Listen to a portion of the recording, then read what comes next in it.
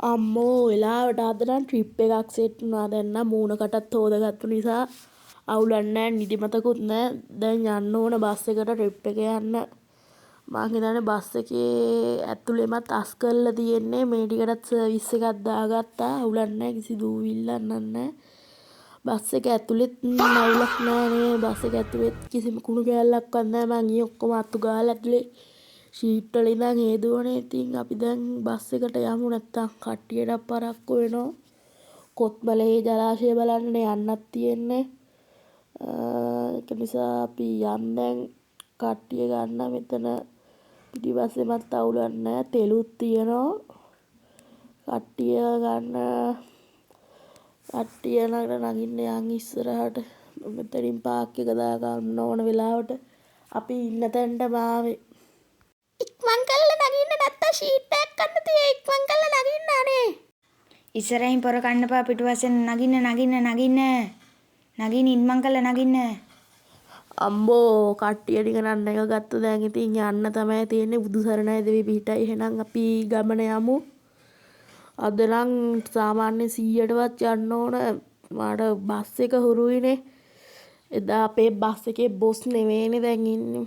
මං එලවන්න ඕන හරියට බස් එක. දැන් නැත්තම් හරිය බොස්ගෙන් බැනුම් තමයි. දැන් මං කොහොමද මේක බස් එකට ගෙවලානේ තියෙන්නේ. ඒක නිසා අවුලක් නැහැ. මගේනේ දැන් බස් එක. මෙතනින් දාගෙන යන්න ඕන. දැන් යන්න ඕන අපි මේ හරියට. ටික දුරක් යන්න තියෙනවා. කොහොමත් අපිට සාමාන්‍යයෙන් කිලෝමීටර් 150ක් විතර යන්න තියෙනවා දුර. ඒක නිසා ඉක්මනට යන්න ඕන. වානේ මන් දන්නේ මට සිරි ඇම්බියුලන්ස් එකකුත් යනවා. කාගෙද දන්නේ නැහැ, මොකක් කියලාද දන්නේ නැහැ. ඇම්බියුලන්ස් එකම ෆලෝ කරනවා මගේ පස්සේ. මොකක්ද දන්නේ සීන් කෝන් එක.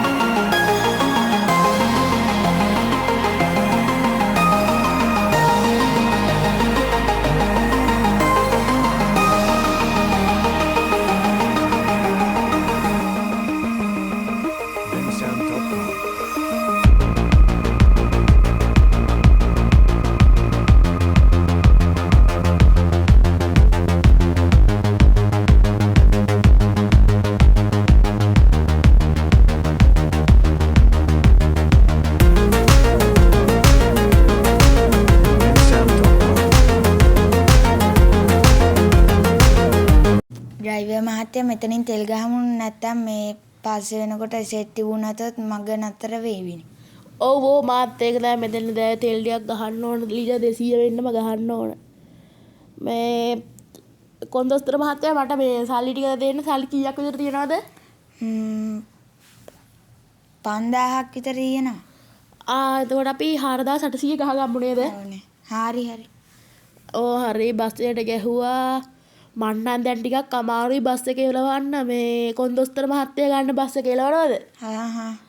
මේ පුළුවන් වෙලාවට එලවන්න ලයිසන් තියෙනවනේ. පුළුවන් ලයිසනුත් තියෙනවා. හරි එහෙනම් ඔයා එලවන්නකො බස් එක.